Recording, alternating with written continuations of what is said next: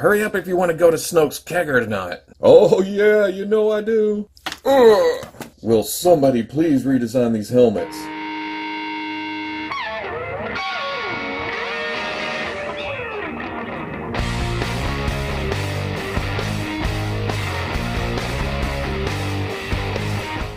Okay people, welcome back to another Fwoosh review. Tonight I'm taking a look at the Hasbro Star Wars Black Series Elite Praetorian Guard. Now I'm interested in this because I'm interested in all kinds of troops, guards. I love the faceless masked villains of the Star Wars universe. And this coming in at least 3 different versions, I'm interested in seeing what this can offer the shelf. You know what I mean? Exactly what can be done with this. Now I don't have Snoke, and I don't have a lot of other figures from the movie to display with this, but this is a good start. Now looking at the package, it's your standard Black Series packaging, black, red. They haven't changed that in a couple years, but I kind of feel like it works against this figure because of it being all red. Nice artwork here, guard. It's number 50 in the line, just red on the side. Bigger picture of that artwork on the back, bio for the Praetorian Guard, and it's interesting that it says Snoke was flanked by crimson-clad guardians. I'll admit, I don't read a lot of these because most of the time I think, I know this character, I don't need that. I don't know if they're all in the past tense like that. I should probably go look before spouting out nonsense right here. But, you know, the story was a long, long time ago. Down here you have the warnings, the unreadables, probably says something like, how the hell does that guy see out of this mask? On the side you see just Praetor. On the top, nothing. On the bottom, all the legalese, barcode. So I'm going to get this out of the package and see just how articulated those arms are. And there we go, all out of the package. And Hasbro, you surprised me. Yeah, you caught me off guard with this one. But before I get into that, let me just say that I pre-ordered this whole case of Star Wars The Black Series, The Last Jedi Series 2. That's what I'm calling it. I don't know if that's the official name. But I pre-ordered these at Dorkside Toys. The box actually says hold until October 1st. As soon as October 1st rolled around, Dorkside shipped it out. And now I have him in hand. No fuss, no muss. If you're looking for Star Wars toys, or well, hell, any of your toys, Marvel Legends, imports, Mezco, whatever. Turn to the dark side of the Force. Sorry about that, Eddie. But looking at the sculpt here, you would think it would be very impeding to the articulation, and in a way it is, but surprisingly, not as much as you might think, or I thought. I was like, hell, those things are removed, but we'll get to that. It's more the design from the movie, but it really is kind of striking to the eye. The arm plates laying over each other all the way down to the wrist. It just draws my eye. I don't know why I just keep looking at that part. Maybe because the rest of the costume is a little bit plain, a little bit flat. You get to the chest, there's some lines in it. You get to the legs, it's just some pants with some very smooth armor plates over it. There's a nice texture to the cloth parts, like the lower robe and then the pants underneath that. Very nice cloth texture there. It's a nice contrast against the smoothness of the armor. Now the armor's not completely smooth. There's some grooves here and there just randomly, and then a scratch here, a scuff there. So it's not without detail, it's just, I don't know. It's a nice contrast, especially with it being completely red. And then get up to the helmet,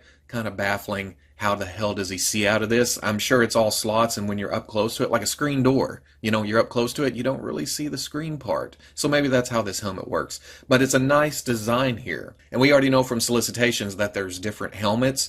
I'm not going to decide on which helmet's my favorite until I get the other 2. Now, there is something wrong with this, and look at it for a second. You see it? Yep, I think I got 2 right shoulder pads. You can tell from the top, the groove down the middle of it, there's less material on this side than this side on the right, but on the left side, more material on the front side than the back. Also proving that point is there's an R2 on the inside of both of them, which I'm guessing is right. You know what I mean? If anybody can comment below and confirm that if you have this and it has an L in it, or yours are actually opposites, let me know. And if so, it's my usual luck of getting screwed on a figure. But the good thing about it if you're finding these in stores or looking at it online on eBay, whatever, you can pretty much see how much this hangs down compared to that one. It kind of, flows with the arm a little bit better than this, where you can see it sticking out. But I do like what they attempted here. It is on a ball joint going into the torso. You can pull it off, no problem. And if you get crazy with the arm, it pops it off. But it does try to get up and out of the way if you're bringing the arm up. So I like the effort. I just don't like that, the factory put both of the same shoulder pad on. And then there's the elbows. There's actually a rubber cup piece between the upper arm and the lower arm, and that kind of hides the elbow articulation. It keeps the flow of the armor. And at first I thought, this doesn't move at all. I was getting this much, but if you kind of work at it and kind of bring the elbow up, you can get almost 90, which I would usually say that's terrible, but given the design of this, what the movie producers threw at the toy companies, I would say that's pretty damn good. That's way more than I was expecting, actually. Would I like to see it all the way up?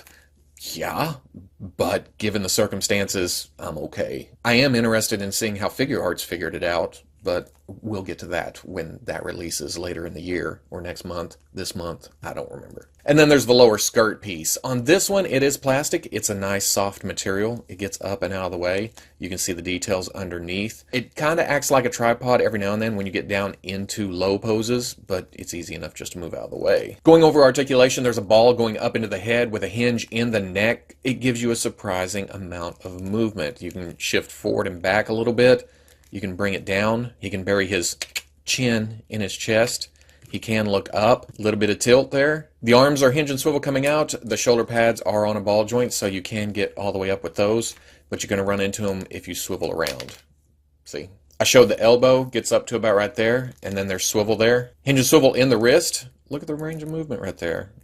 I didn't think we'd get that either. And then there's swivel. Ball joint in the torso. Side, forward, back. Surprising range of movement there. The rotation is also right there. Hinge and swivel in the hip, comes all the way up. Back, really nice. Goes out to about right there. There's a swivel at the thigh. Double knee. He can kick his own ass. Comes all the way up. Hinge at the ankle, goes all the way back. For an armored plate piece down there, yeah, that's pretty good. Forward, not bad. Then there's forward facing pin for rocker. For accessories, he comes with a bladed staff top weapon. It's not a long staff, it's more of a short... I don't know the technical term for this. Here I am describing what you can physically see in front of you. There's a nice sculpt to each wrap. The red wrap's on the handle of it. It's almost like I see on katanas, you know what I mean? It's kind of that sculpt. And then the blade has the silver finish on it. It's a nice shape. It's imposing and looks deadly, but at the same time it looks very regal. His hands are a tight grip, so you got to kind of work them into it, but given the articulation that they did stuff into these arms, works pretty good holding it. For comparison, here he is with Star Wars The Last Jedi Rey. This is the San Diego Comic-Con exclusive version. Good size. The guard is tall. He's imposing, but not super tall. And then here he is with the original trilogy Royal Guard. Again, good size between the both of them. So at the end of the day, it surprises me how much I like this figure. Like I said before, I'm a sucker for troopers, I'm a sucker for guards, I'm a sucker for pilots, legions of the Empire. So I was already predisposed to like this, but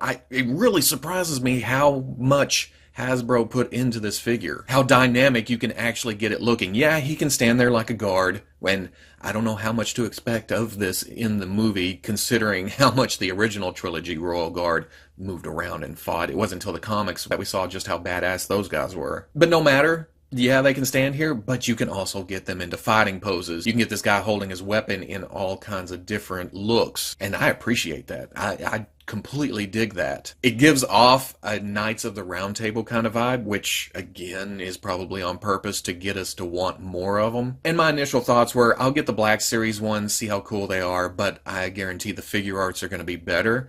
I don't know. Figure Arts is going to have to shoot for the moon to make me like them more than this, because I really, really like this. It makes me slightly regret getting the Figure Arts because their troopers are usually a little bit small, a little bit shorter, smaller proportions. But I gotta find out. I gotta know. I gotta compare them. I gotta make sure which one is the better one. So I see myself having at least 6 guards. The Figure Arts ones are already pre-ordered.